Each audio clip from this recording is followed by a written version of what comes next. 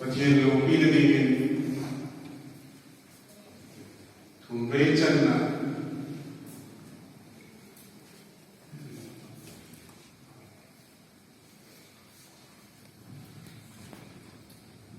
Pathian lo ay kaya Pathian lo pinagiging thumbay chan na sung tigang na ko kaya ma pasok ng sim chansan sung tigang na kaya pasok hin cepat sulit siapa pun berjaya ini menggunakan idai berjaya ini hukum itu berjaya utai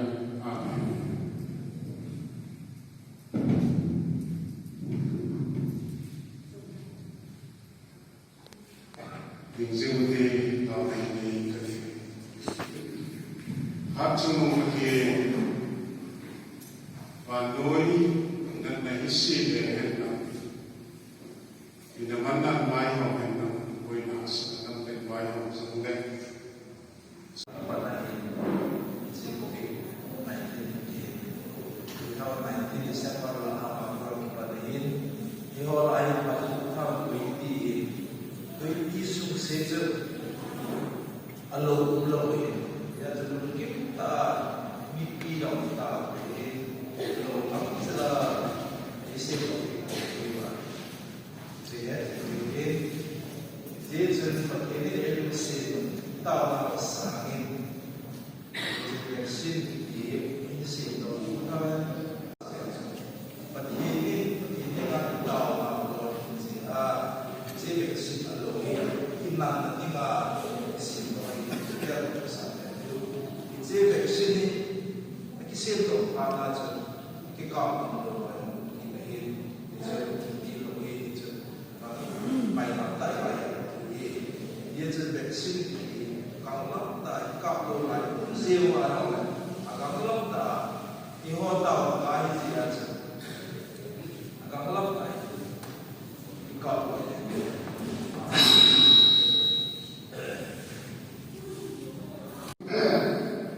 บุรุษมีสุภาพพิเศษจัดมันหาคงที่อินเดียทะเลสูงชมโซนต่างที่ของพระพุทธที่บนน้ำนี้จงเลย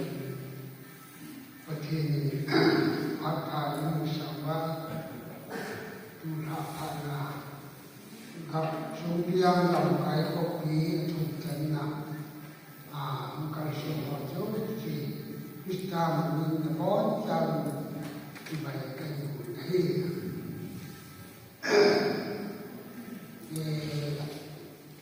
ที่ป่าวมองเห็นตัวจงเองคงนี่คงถูกส่งที่คอยตัดหนาคิดเสียจะอินของมันได้คิดเสียที่พอรับมาอยู่ที่บางทีมีการบางช่วง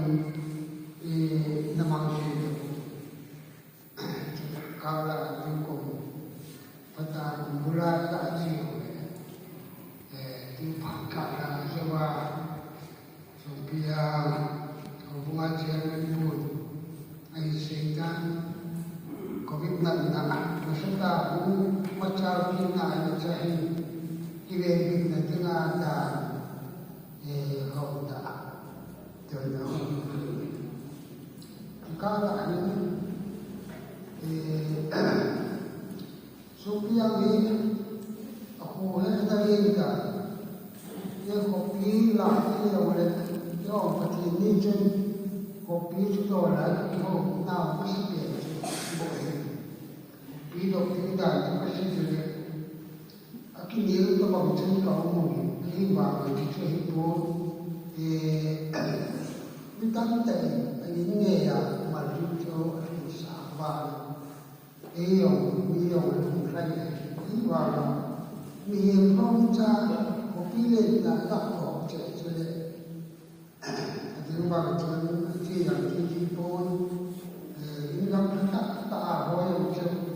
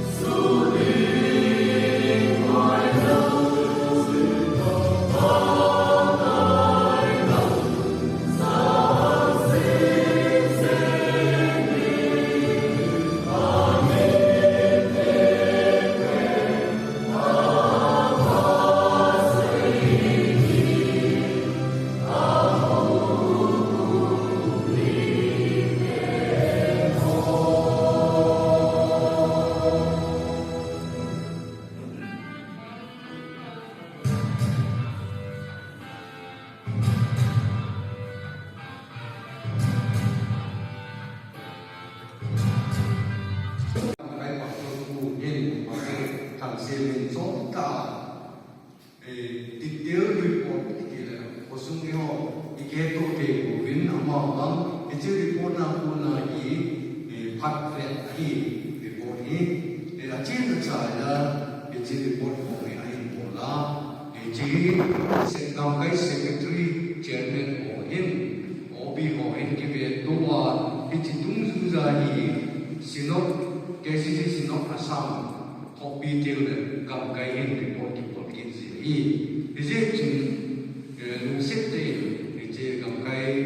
wai bu ta ding mon nong iti report tung suza hi sinop on no report ko me bitawin iti tung suza hi statistic report ko i kibe tu wa detail ta kituk ta sinop ko meeting ta video i ke tu na ngi ta in asal ho iba ke tu tawin yutema hi je report dunia hi in mo diwin jinga adyo pakai diwin jingkan kan tu le ke a